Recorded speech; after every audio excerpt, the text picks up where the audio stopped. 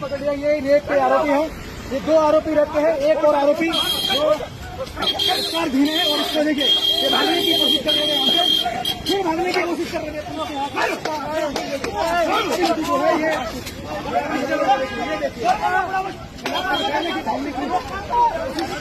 अभी भी देखिए ब्लड बजा जा रहे हैं। पीछे से देखिए टीम काफी भीड़ है। देखिए